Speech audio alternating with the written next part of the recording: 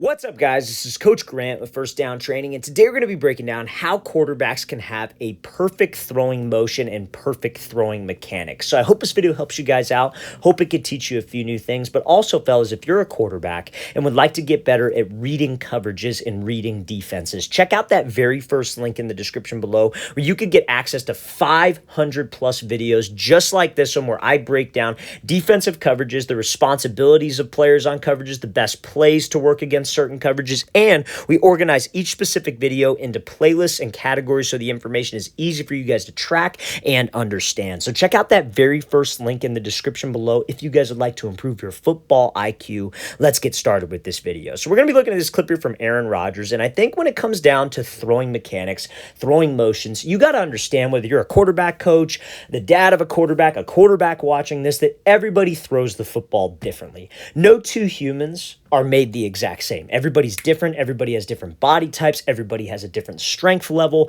So no two quarterbacks are going to throw the ball the exact same. But there are key elements of some of the top quarterbacks in the world, all the guys in the NFL, the top 32, that they all have in common that you guys should try to add to your game. And that's what I'm trying to get across to you today. And that's going to be solely predicated on something called your throwing sequence, or maybe your kinetic sequence, kinetic chain, however you guys want to think of it. So this first clip from Aaron Rodgers is honestly, in my opinion, probably as good as it gets when it comes to throwing sequence. So your throwing sequence is broken up into 4 parts, okay? So the first part is going to be your base, and they're all tied together. You can't have one part of the throwing sequence without the other. Okay, so the first part of the throwing sequence, like I said, is going to be your base. So there was a lot of older school quarterback coaches used to teach having this like really wide base. And I'm pretty happy that not a lot of quarterback coaches teach that anymore because they realize the importance of your hips being able to rotate. Guys, when your feet are super wide outside of your shoulder frame,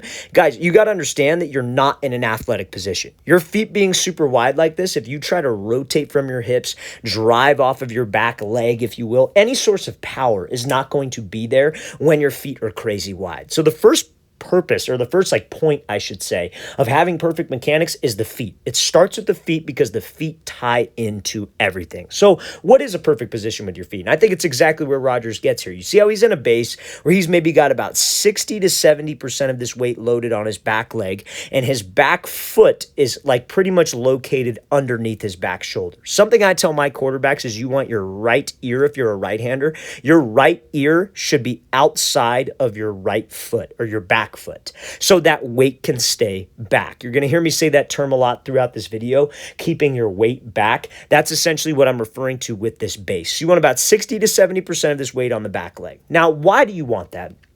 You want 60 to 70% of your weight on your back leg so you could take that weight and transfer it to the front leg. Now, I don't mean pushing off the back foot. I don't mean pushing like a pitcher, having this really long stride, and the stride is the next part of the throwing mechanics that we're going to talk about. I'm talking about a shift. I'm talking about taking that weight and literally shifting it to your opposite quad. Or you could think about it like, hey, I'm just going to rotate my hips. It does the exact same thing. But I cannot rotate through efficiently if that back foot is really wide outside my frame. I won't be able to drive the hip, etc. because my feet are just too wide. I'm not in an athletic position. So that's why you want those feet to be under the frame.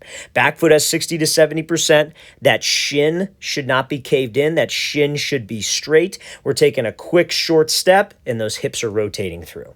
Now, the second part of the throwing sequence, like I mentioned, we want to get to this base. Now, the second part is going to be the short stride. And that has a lot to do with the back leg drive. So you guys want to think of the step with the front foot separate from the push off of the back foot, I guess you could say, or the transfer of weight. The mistake a lot of quarterbacks will make is that they will take all this weight on their back leg and they will push off of the middle arch. That's another old school method of teaching the quarterback position. A lot of older school coaches teach. They think, okay, you want to have the wide base, so you want to push off of the middle arch of the foot because since you have a wide base, you won't take a big stride. And that's true, but you're not going to be able to rotate. because your feet are too wide. So you need those feet to be underneath your frame, but a lot of quarterbacks still have that habit of pushing. They're trying to get almost like a linear source of power, like linear by meaning straight line rather than rotational, because quarterbacks are rotational athletes. We generate power by rotating and by creating something called torque. And we're going to get into torque and how throwing is pretty much exactly like a baseball swing. And that's how quarterbacks can generate power and be as most efficient efficient as possible. But let's focus on the stride right now. So you don't want to think push to create the stride, because when you push and you have that narrow base, you're going to have this really long front step. And when you step really long and your feet are really wide, it's the same thing as standing with an overly wide base. You guys want to maintain weight onto your back leg, keep your weight loaded onto the back half of your body, and stride separately. You want to stride separately from any type of transfer or any type of drive from the back leg. Because when you stride, that can help you with the third part of the throwing sequence. When you just step almost down, how quickly can I get my toes to touch the grass and maintain weight on your back leg? That allows you to get to something called dissociation. Now, dissociation brings me to the third and the fourth part of the throwing sequence, which is hip and shoulder separation. So that's what dissociation means. Your lower body is separate from your upper body. When that front foot strikes the ground, aka your lower body, your shoulders are rotating back. You are taking the football back into something we call a backstroke, and you have a slight rotation of your front shoulder, almost pushing the ball back with your front hand. Now, why is this position important? So this position is important because that's how you generate torque. You get torque from your hips driving the football and the shoulders through. Your hips have to rotate through before the football and before your shoulders come through. That's the throwing sequence. So the hips would be the third part and the shoulders would be the fourth part. So you have base, stride, hips, and shoulders. In that order, that is what you have to get to. Now, remember how I said you want to stride separate from the back leg drive. Why wouldn't you just want to push at the same time you take this short stride? Because that won't allow you to close your shoulders. You guys could all stand up and try this right now. Stand with weight loaded on your throwing side, which would be for you righties, your right side. Now, try to rotate your shoulders back. Like literally try to get to this exact position Rodgers is in. Try to rotate your shoulders. Now, take a step with your front foot and have all your weight go to your front foot, and then try to rotate your shoulders. When your body is shifted in this direction towards the target and your weight is coming forward and there's no separation, if you will, you lose torque. Your shoulders are coming through same time the hips are coming through, and there's no torque. There's no dissociation or separation there, and that's how you generate power. Think of it like a baseball swing, you guys, because again, quarterbacks and baseball hitters are both rotational athletes. If you're standing in the batter's box and you have a bat right here, and let's say the pitcher throws you a ball and you take a step to the pitcher. Does the bat come through the same time you take a step? No. And I think everybody can agree on that, right? But a lot of people have this different philosophy on quarterbacks for whatever reason why.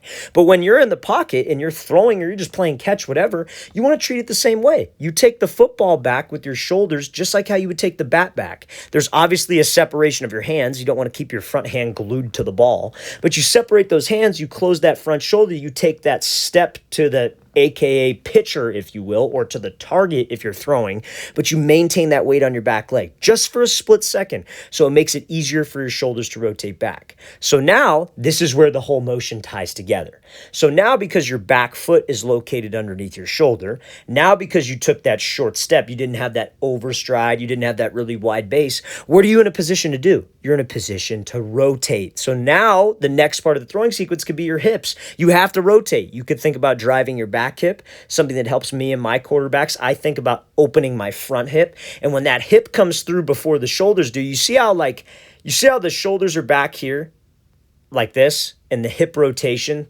starts to bring the shoulders through.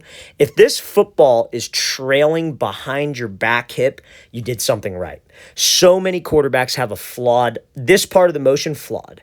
Their elbow will be here, the football will be here, and it'll be ahead of their back hip. And that puts an incredible amount of pressure on the elbow and pressure on the shoulder. You're essentially throwing all arm. And it's usually because QBs don't get to that dissociation position. They have a flawed throwing sequence. And trust me, fellas, it seems like a lot, but it's really not. You guys probably have one specific area of your throwing sequence flawed, and if you correct that, the rest of the stuff will correct itself, and it usually starts with the feet. So mistakes quarterbacks will make on this, because again, when you have your shoulders back and those hips are bringing that ball through, that's such a whipping effect with your arm. You know how much rotational force is there? You see how Rodgers' arm just accelerates through? That's not him trying to muscle the ball with his shoulders. That's him having a weight in the proper position, taking a short stride. When the stride hits his shoulders and the ball stay back, and those hips whip him through. It's like a whip. That's literally what his arm is. His arm is a whip. Everybody talks about the crazy arm talent he has.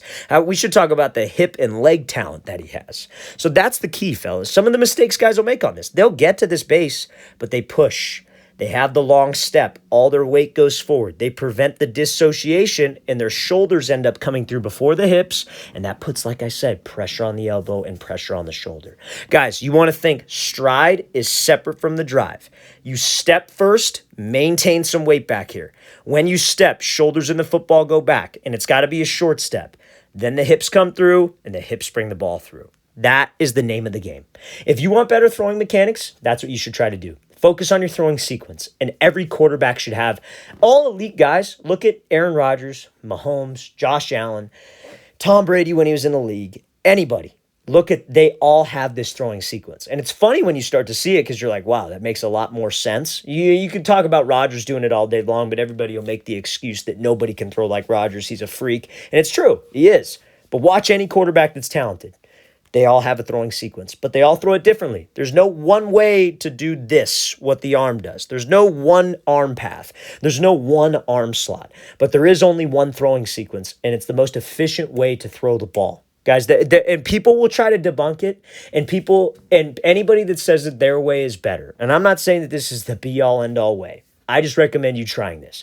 But anybody that teaches something different than this, I would challenge them to try to find an example of it having long-term success. And I'm not talking about the 1970s. I'm not talking about the 1980s. I'm talking about the current state of the quarterback position. And I'm willing to bet that every single NFL starter probably has more arm talent than any freaking quarterback in the 1980s, in the 1970s that did the quote-unquote old school way of doing things. Do they have maybe as decorated of a career? Probably not. Arm talent-wise and the throws that they can make, I guarantee you they probably do because the game is evolving and the way that we throw the ball is obviously a lot different nowadays. So that old school method of throwing is not necessarily, I would say, the best method that you should be following. I would think a little bit more outside the box if you've been taught that before and just try it out. You don't know unless you try it, okay? So I'm going to play this again full speed one more time. Again, Aaron Rodgers, probably one of the best kinetic chain throwers out there. All right, fellas, I really want to thank you for watching. I really appreciate it. If you have any questions at all, don't hesitate to leave those in the comment section below. Always appreciate the feedback. It's always great to hear from you guys. And again, fellas, if you would like 500 plus videos, all based on how quarterbacks can read defenses, check out that very first link in the description below. We'd love to get you on that. I'll see you guys next time.